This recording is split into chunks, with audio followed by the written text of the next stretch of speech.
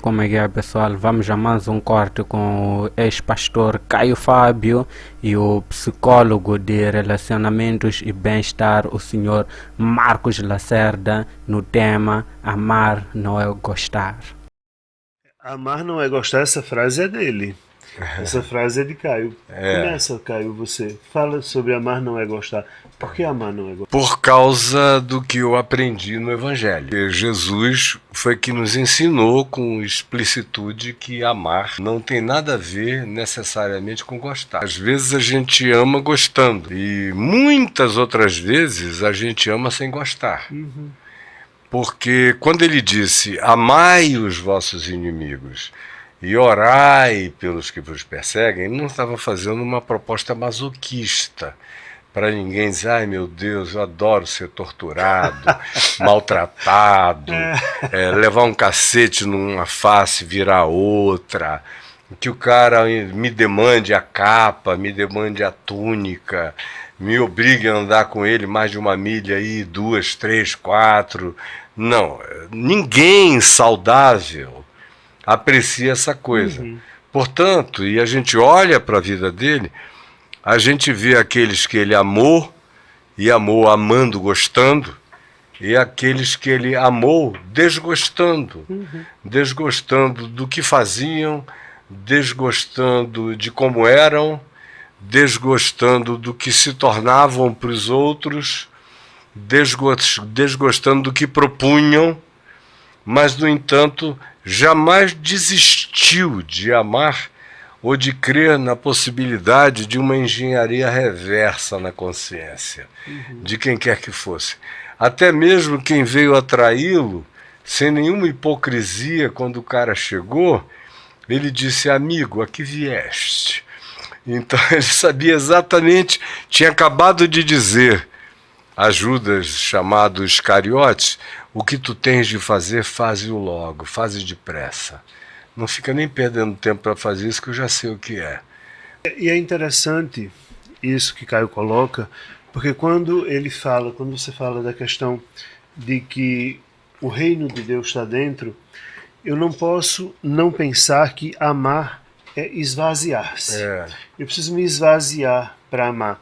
E talvez por isso as pessoas consigam amar tão pouco hoje, porque está muito preso ao narcisismo. As pessoas estão sempre procurando.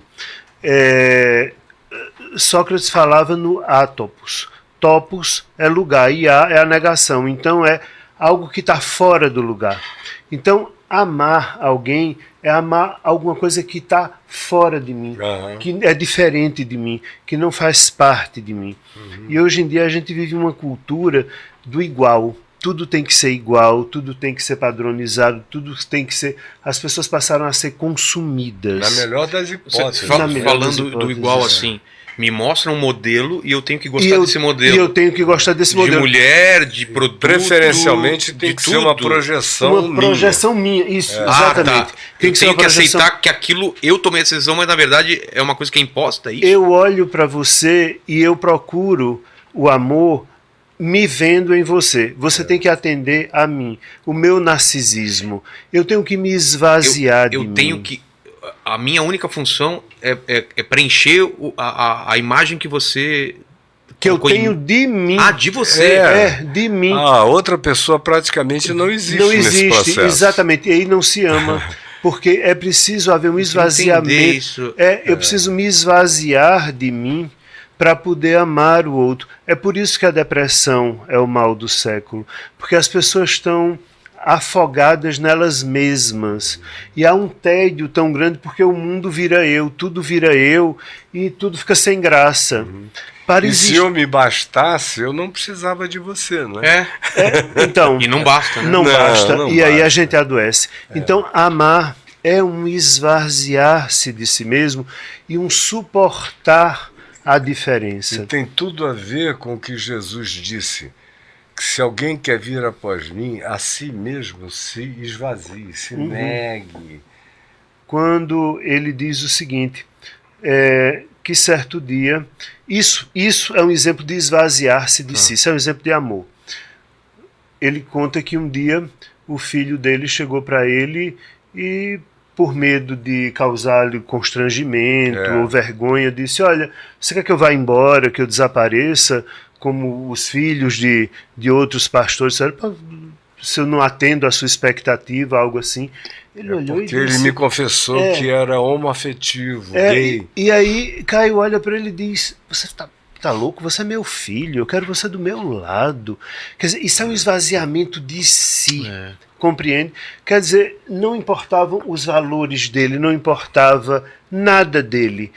Ele conseguia amar o outro tal como o outro era, esvaziando-se de si mesmo, ainda que aquela experiência, aqueles valores nada tivessem com ele. Isso, para mim, é uma demonstração de amor que me toca tanto quando eu me lembro que você fez isso. Que lindo. Mas no nosso narcisismo, que a gente cola no outro, é como se a gente viesse com um cartaz pintado que eu quero, aí eu encontro você e eu colo.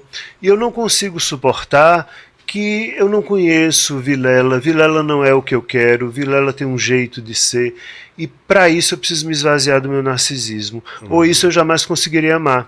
Tem e é por isso que as pessoas se tornam, preconceitos, né, que a gente tem. Mais do que preconceitos, as pessoas estão virando objeto de consumo, as pessoas estão deixando de ser sujeito e estão virando objeto. E se você não atende à minha necessidade, eu lhe jogo fora. Eu sempre que posso, que tenho tempo, paro, converso, compro água para as pessoas, porque esse ser humano existe.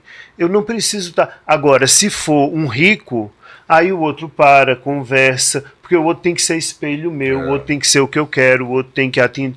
Não, amar é esvaziar-se de si mesmo. Na hora que eu me esvazio de mim, eu consigo me preencher do outro.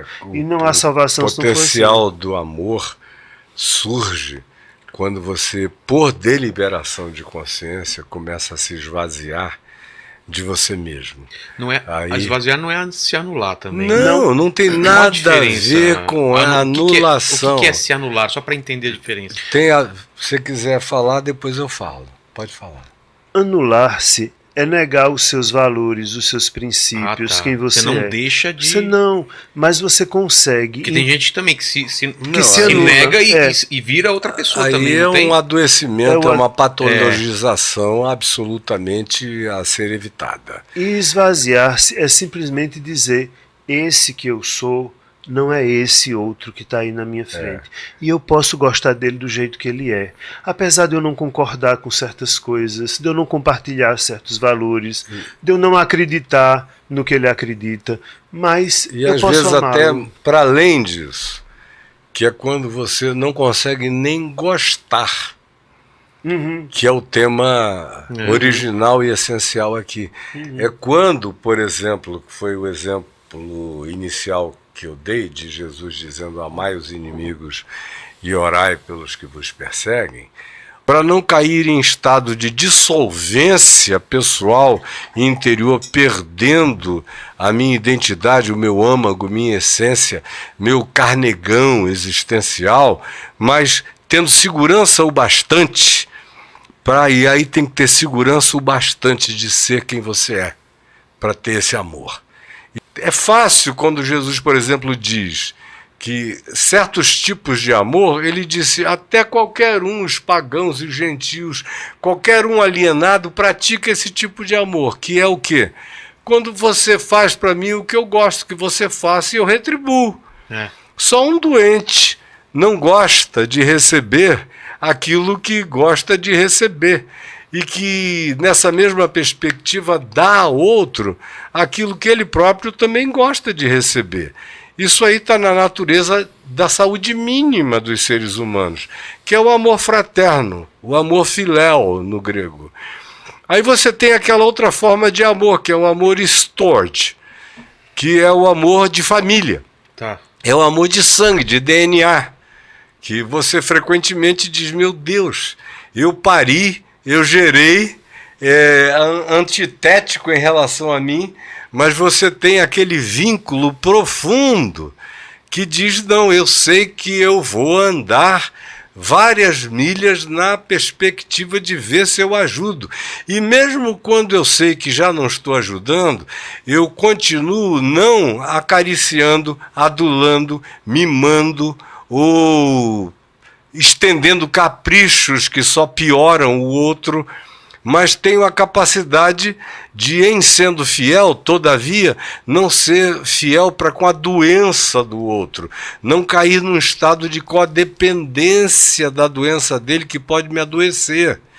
O amor mais fácil de praticar é aquele amor erótico, que às vezes Eros, não, né? Amor o Eros. Eros, às vezes não tem nem amor envolvido. Tem paixão, tesão, gosto, carne, química, vou te comer, vou te devorar, e que hoje em dia é uma coisa que toda hora o pessoal confunde com amor. E mais do que isso, deturpa o amor, porque a pornografia é um desserviço ao amor. E não estou falando em termos de moralidade, nada disso não, nenhum. Mas é porque, novamente, se diz, todos têm que ser assim, e você só sentirá atração por quem for assim, e os corpos têm que ser assim, e aí você fica preso no seu narcisismo, e você não consegue se esvaziar para o outro. E é muito interessante essa questão que Caio coloca, porque na verdade o que Caio está dizendo é: eu preciso, para amar, dar ao outro o espaço que o outro precisa para existir, ainda que isso me seja custoso. Você sabe, quando eu vejo um hater escrevendo para mim, eu penso na minha utilidade para aquela pessoa. Aquela pessoa precisa odiar. E eu preciso ser forte, inteiro o suficiente para que aquela pessoa tenha em mim o objeto do ódio. Aquela pessoa precisa odiar, ela precisa jogar o ódio dela em algum lugar. Então, bom, porque ela tem as questões dela, porque ela tem as doenças dela, tem a ver com ela, não tem a ver comigo. Mas receber este ódio sem bater nela, sem dar uma resposta, sem dizer você é idiota, assim, não, absolutamente nada. Tá certo, você pode desistir. Eu nem bloqueio do canal, você pode continuar aqui. Não bloqueio, pode ficar.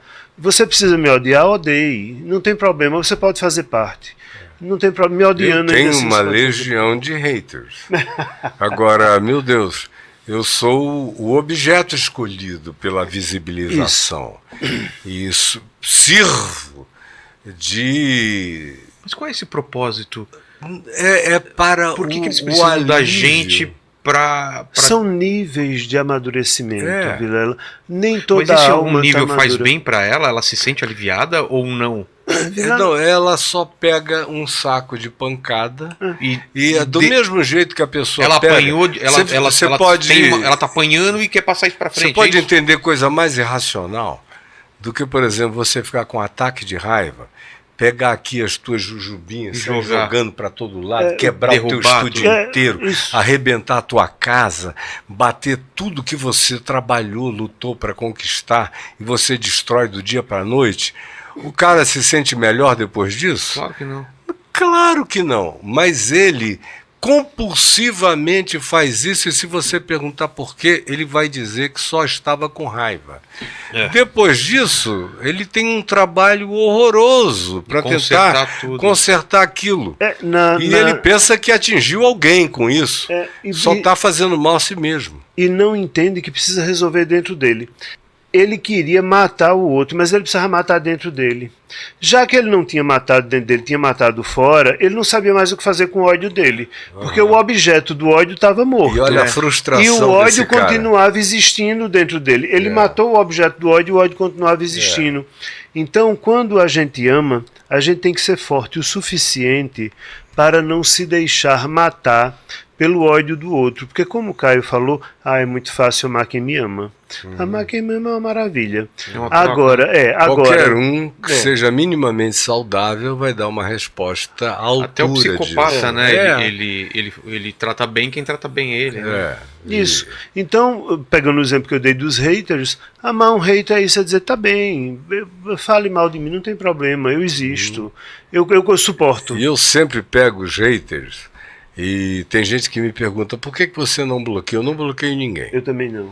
Porque eu sou uma pessoa que vive na esperança da engenharia reversa da consciência, que nas palavras de Jesus significa arrependimento, que no grego é metanoia, mudança de mente.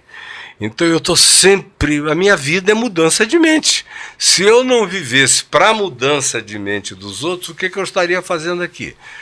Eu estou o tempo todo esperando que o pior se transforme numa coisa melhor. Eu estou o tempo todo esperando que uma terra pedregosa, não fértil, ganhe umidade, ganhe humus, ganhe humildade transformadora, ganhe fertilidade, se eminhoque. Ou seja, porque humus é isso, é dessa palavra tão preciosa, humus, que vem a palavra humor. É daí? É daí, o humor vem de humus. A terra fértil é uma terra bem-humorada para a semente. Entendi. Está adequada à semente. Pô, que bonito isso. Como a palavra umidade, que não começa em português com H, mas vem de humus também. Porque sem umidade não haverá humus, não haverá a vida que vai fertilizar o chão. E a minhoca vai fazer esse trabalho. Com a palavra humildade, que significa literalmente ensinabilidade. O indivíduo humilde não tem nada a ver com postura, curvatura, tom de voz, nada desses estereótipos que a religião criou. Tem um lugar em Sintra, em Portugal, o Mosteiro dos Capuchinhos. Esse foi mais um corte. Até a próxima.